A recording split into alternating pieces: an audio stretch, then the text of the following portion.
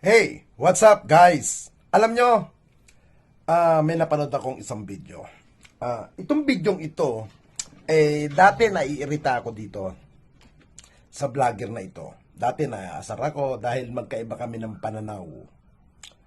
Pero, minsan nanonood ako sa mga vlog niya, and then, nung birthday niya, first time niya akong na-invite doon nung birthday niya.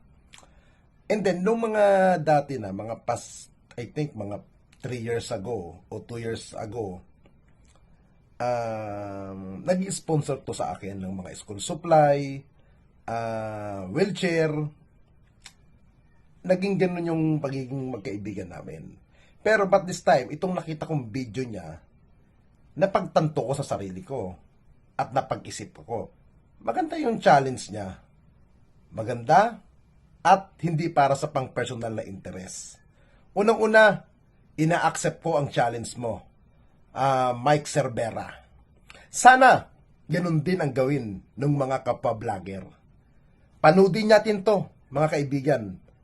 Itong sinasabi kong, I will accept your challenge, Mike Cervera. Kukonsulta ko sa inyo. Yung hikayatin natin etong mga kapatid nating mga vloggers na sana samahan na lang tayo kasi hindi naman tayo magkasundo Duterte versus Marcos. Hindi na tayo magkasundo doon. Magkakaibigan naman tayo, di ba? Baka naman pwede na dito tayo magkasundo.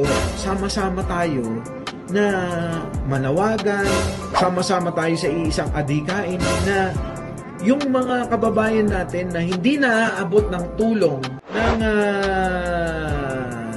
gobyerno, yun yung hanapin natin at ilapit natin sa gobyerno. Diba?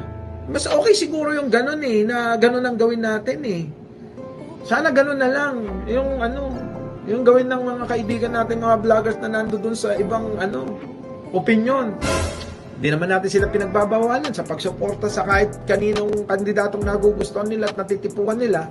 Pero tingin ko, mas marami ang manawagan, mas maraming maghahanap na mga kababayan natin na kailangan tulungan. Ganda ng mga sinabi mo, Mike. Tama at sang-ayon ako. Unang-una, bakit hindi tayo tumulong sa ating kapwa? Hindi naman kailangan kasi yung tutulong ka sa kapwa na may pera ka. Hindi kailangan tumulong yung bang tipong manggaling sa bulsa mo. Kung wala ka namang kakayahan tumulong sa kapwa at meron naman paraan, kagaya ng paraan na sinasabi ko, na may mga connection tayo, may mga kakilala tayong nasa gobyerno, bakit hindi natin ilapit yung mga kababayan natin na namumroblema? Kagaya na lang ng mga medical assistant, may mga kaibigan tayong congressman, di ba?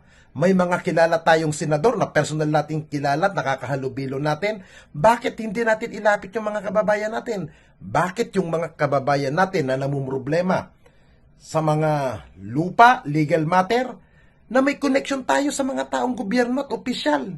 Bilang vlogger, pwede natin idamay yan, pwede natin itulong yan, na ilapit sila, na maging tayo ang maging daan para mailapit natin ang mga taong yan. Hindi yung paraan na nangyayari sa ating mga kapwa-vlogger na nag-aaway-away tayo, nagpapasaringan tayo, nagpapataasan tayo ng mga ihin natin, putang ina.